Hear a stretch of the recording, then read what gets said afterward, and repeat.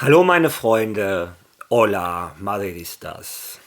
Ich sitze jetzt mindestens schon eine halbe Stunde vor dieser Kamera und versuche die richtigen Worte zu finden, um auszudrücken, was ich fühle und was ich denke nach der Niederlage von gestern.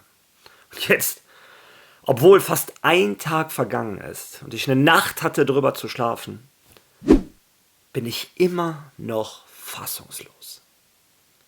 Ich weiß, es ist Fußball und beim Fußball kannst du gewinnen, kannst unentschieden spielen, du kannst auch verlieren. Und ich kann auch Niederlagen akzeptieren. Wenn du alles gegeben hast und der Gegner war besser. Oder du hattest an dem Tag kein Glück, der Ball wollte nicht rein, was auch immer. Ich kann es sogar akzeptieren, wenn du mal einen schlechten Tag hattest. Aber was ich nicht akzeptieren kann, was mich bis jetzt wütend, traurig macht, ist die Art und Weise, wie wir gestern verloren haben. Real Madrid verliert gegen Atletico Madrid. Eine Mannschaft, die selber in dieser Saison mehr als genug Probleme hat. Absolut verdient. Mit 5:2. Und das Ergebnis hätte noch schlimmer aussehen können. Und wie gesagt, ich kann Niederlagen akzeptieren. Und falls jetzt irgendeiner das Spiel nicht gesehen hat und denkt, wow, Atletico Madrid hat wahrscheinlich den besten Tag ihrer Vereinsgeschichte erlebt. Nein, Atletico Madrid hat Real Madrid gedemütigt, nur weil sie es mehr wollten. Und ich kann vieles akzeptieren. Wie gesagt, ich kann Niederlagen akzeptieren. Aber was ich nicht akzeptieren kann, ist, dass eine andere Mannschaft es mehr will als wir. Santiago Bernabéu hat gesagt, das Trikot von Real Madrid kann beschmutzt werden. Mit Blut, mit Schweiß, mit Tränen. Aber niemals mit Scham. Und genau das ist, was unsere Jungs gestern mit uns getan haben. Viel Spaß beim Video.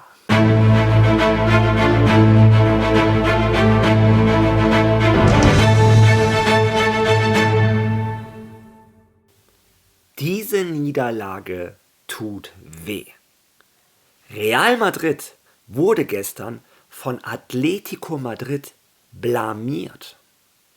Wenn man gesehen hat, welche Gier, welchen Willen die Spieler von Atletico Madrid gestern hatten und das vergleicht mit der Passivität, mit der Lustlosigkeit von Real Madrid, man könnte über unterschiedliche Sportarten reden. Atletico Madrid hat gestern von der ersten bis zur 95. Minute Real Madrid in jedem wichtigen Aspekt dieses Spiels dominiert. Atletico Madrid war taktisch besser. Atletico Madrid war spielerisch besser. Und vor allem war der Einsatzwille tausendmal besser als der von Real Madrid. Jeder Zweikampf ging an die Jungs von Atletico Madrid. Jeder zweite Ball, jeder Abpraller, jedes Luftduell, jede einzelne Flanke von Atletico Madrid in den 16er von Real Madrid war ein Drama, war eine Horrorshow. Atletico Madrid hat absolut verdient Real Madrid zerlegt. Real Madrid gedemütigt. Und es hätte noch schlimmer ausgehen müssen als 5:2. Und das Schlimmste an allem, Atletico Madrid brauchte keine taktische Extravaganz, irgendetwas Besonderes. Nein, Atletico Madrid brauchte die simplen Grundlagen des Fußballs. Einsatzwille, Zweikämpfer annehmen, Bälle erobern, den Ball nach außen spielen, den Ball flanken und deinen Mittelstürmer seinen Job machen lassen.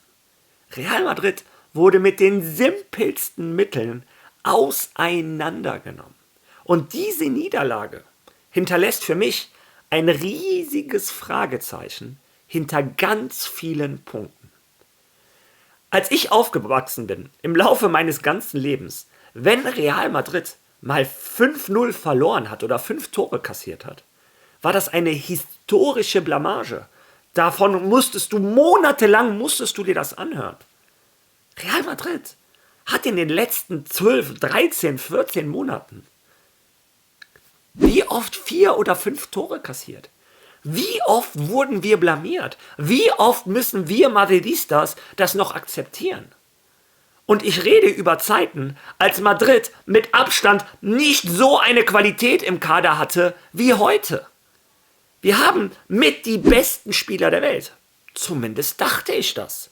Aber eine Mannschaft, die im Laufe von 13, 14 Monaten so oft bis auf die Knochen blamiert wird. Ich glaube, wir müssen uns hinterfragen, ob unsere Jungs wirklich so gut sind, wie wir denken, wie die Presse denkt. Denn diese Niederlage, wie gesagt, die wirft hinter vieles ein Fragezeichen. Fangen wir mal mit dem Hauptschuldigen dieser Niederlage an. Das ist meiner Meinung nach ein Xabi Alonso. Xabi Alonso hatte, seit er Trainer von Real Madrid ist, bisher 2 wirklich große Gegner. Ich meine, wir haben auch gegen Mannschaften wie Juventus Turin gespielt, gegen Borussia Dortmund, das sind auch wirklich sehr, sehr gute Mannschaften. Aber 2 wirkliche Top-Gegner, die wir bis jetzt hatten, Paris Saint-Germain und Atletico Madrid. Paris Saint-Germain hat uns schon mit 4:0 gedemütigt, weil ein Luis Enrique irgendwann in der 50., 60. Minute gesagt hat, genug Leute, genug Blut für heute. Und der hat damals Dembele, Kvaratskhelia, wen auch immer, seine Top-Leute rausgeholt und da ein paar Jungs spielen lassen. Und die Jungs waren immer noch besser als wir. Aber gestern Atletico Madrid. Um Himmels Willen, die Abwehr von Atletico Madrid ist Hanko, ist Lenormand, ist Lenglet, ist ein Marcos Llorente. Die haben ein Mittelfeld von einem Koke und einem Barrios. Die haben da vorne einen Sörloth rumlaufen. Die haben da einen Nico González, der nicht mehr gut genug für Juventus Turin war. Und die haben uns auseinandergenommen. Ein Antoine Griezmann, der seit 22 Spielen kein Tor mehr gemacht hat, hat uns gestern noch ein Tor eingeschenkt. Peinlich ist nicht mehr das richtige Wort. Diese Niederlage verlangt Konsequenzen.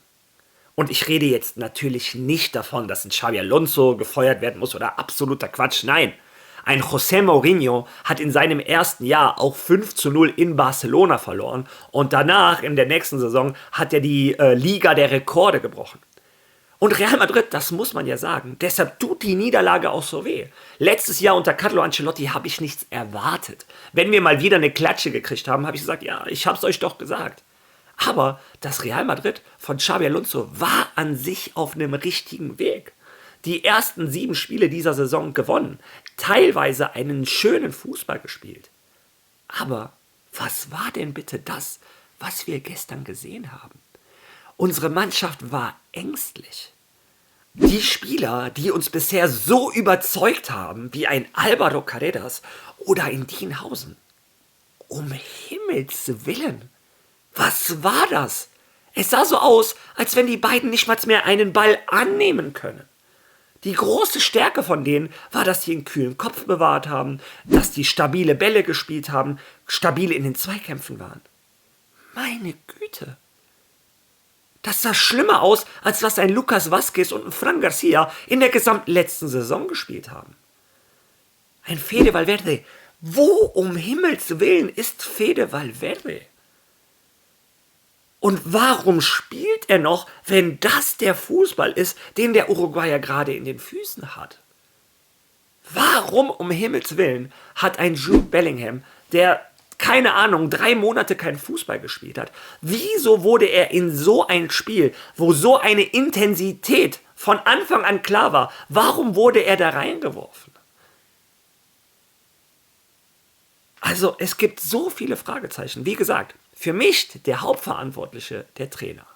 Ein Xabi Alonso hat Entscheidungen getroffen, die ich nicht verstehe. Er hat zum ersten Mal nicht geschafft, dass seine Mannschaft, und damit fangen wir erstmal grundsätzlich an, nicht die richtige Einstellung hatte, um in so ein Spiel zu gehen.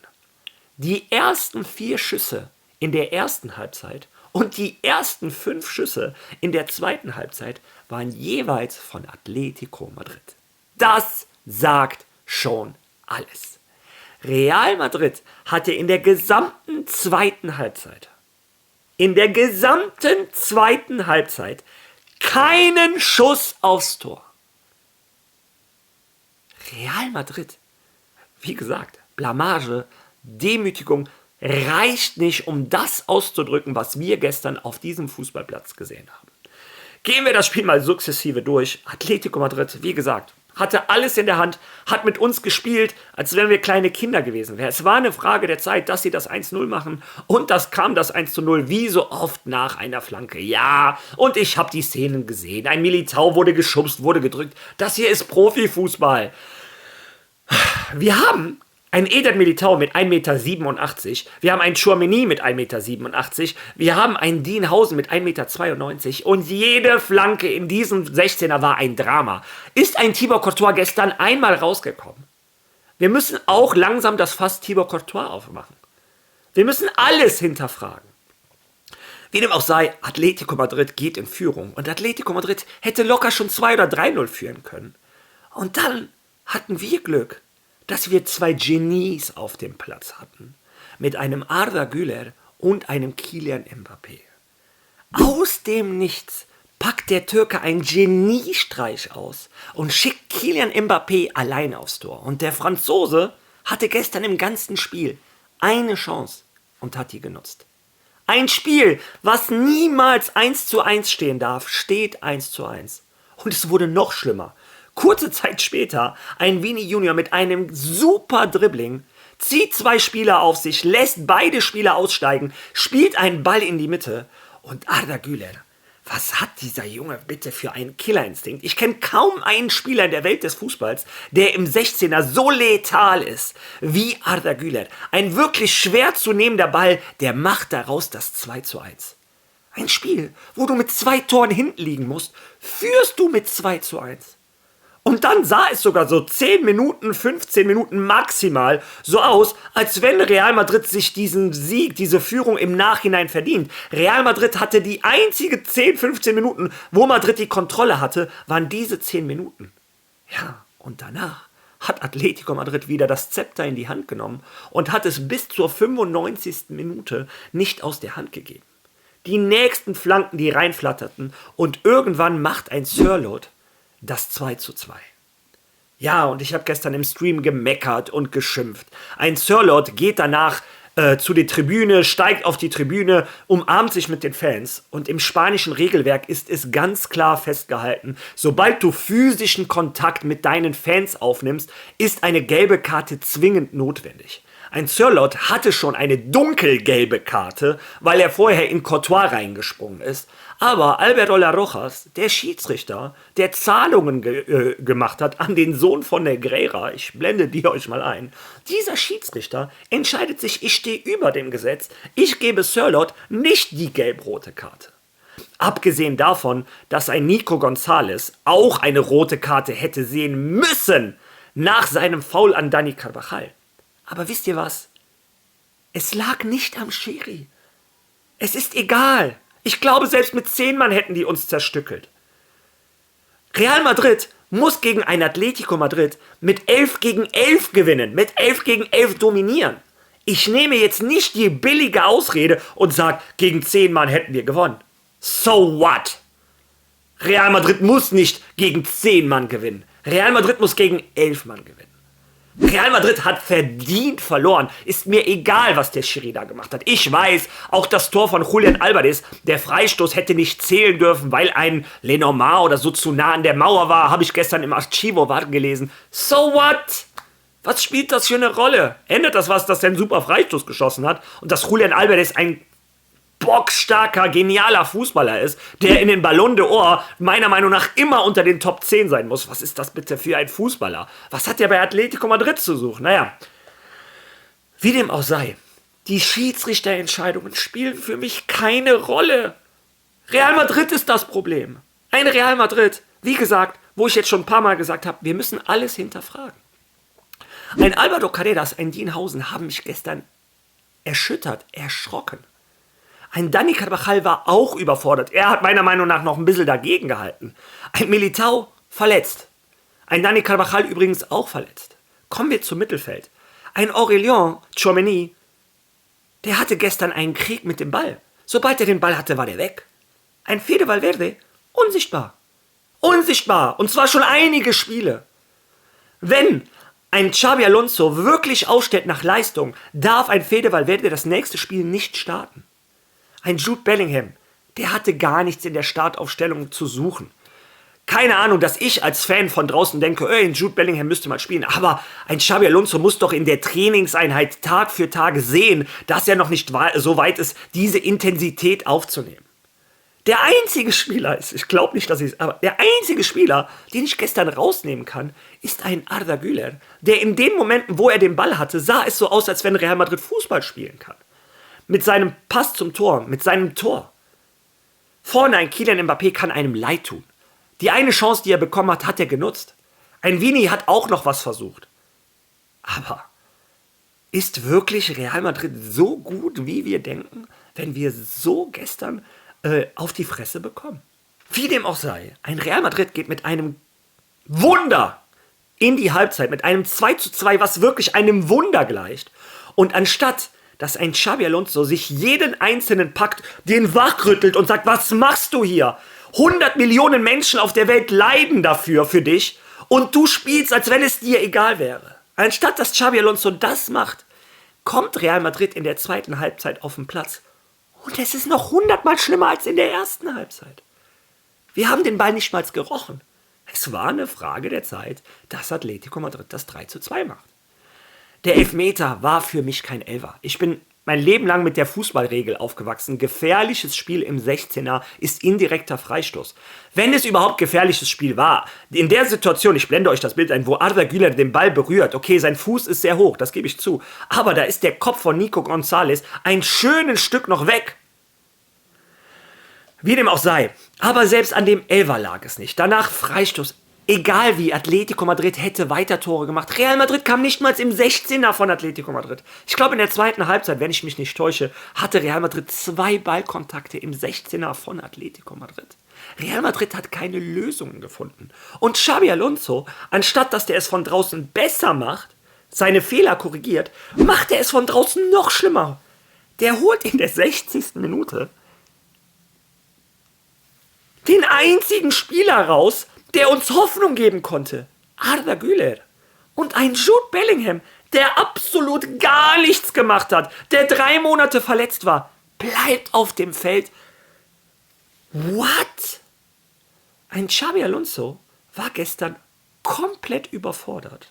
Hat sich gestern in einen Carlo Ancelotti verwandelt, denn gestern hat nicht die Leistung gezählt. Gestern haben wieder die Namen gezählt. Und Xabi Alonso muss aus dieser Niederlage Konsequenzen ziehen, muss daraus lernen, sonst ist er auf Dauer nicht der richtige Trainer für Real Madrid. Und versteht mich nicht falsch.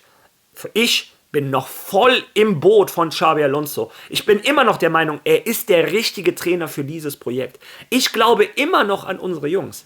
Aber Xabi Alonso muss Konsequenzen ziehen. Er muss das machen, was er uns versprochen hat. Nicht die Namen spielen, sondern die Spieler, die es wollen. Die Spieler, die am besten sind. Und das haben wir gestern nicht gesehen. Ja, Atletico Madrid macht das 3:2, 4:2, 5:2 und Real Madrid. Jeder Madridista hat auf den Moment gewartet, wo wir mal die Kontrolle übernehmen, wo wir uns Chancen herausgespielt haben. Aber davon war gestern nichts zu sehen. Wenn das Spiel noch eine halbe Stunde weitergeht, verlieren wir das 6, 7 oder 8:2. Es war das schlechteste Real Madrid, was ich seit Monaten gesehen habe. Und die Messlatte war schon sehr tief. Carlo Ancelotti hat schon eine sehr tiefe Messlatte hinterlassen. Aber gestern hat Xabi Alonso mit seinem Real Madrid diese niedrige Messlatte noch unterboten. Ich habe gestern gelesen, Real Madrid soll nach Kasachstan nicht fliegen, sondern am liebsten sollen die den Weg gehen, damit sie meinen Kopf sauber bekommen. Wie gesagt, ich werde mir dieses Real Madrid die nächsten Wochen, Monate weiter anschauen. Aber hinter vielen Spielern, hinter denen ein dickes Ausrufezeichen stand, Dienhausen, Carreras, Valverde, Bellingham, Vini, alle, hinter denen steht bei mir gerade nur noch ein Fragezeichen. Ja, wie gesagt, ich bin immer noch fassungslos, erschüttert, traurig, wütend. Ja, Real Madrid verliert absolut verdient mit 5:2. Und dieses Real Madrid, wenn das ist, was wir erwarten können als Fans in den großen Spielen, dann Halleluja. Lass du deine Meinung zu dem Spiel und zu dem Video bitte in den Kommentaren. Wenn du schon mal da bist, lass ein Like da, teilen, hypen, tut immer gut. Ja, und wenn du noch kein Follow da gelassen hast, tu es trotzdem. Morgen können wir uns ein bisschen mehr über die Schiedsrichterleistung etc. unterhalten, aber ich finde, das hat in diesem Video nichts zu suchen. Also, trotz alledem ist meiner Meinung nach jetzt der Moment, wo wir Madridistas so laut und so stolz wie noch nie sagen sollten: A la Madrid!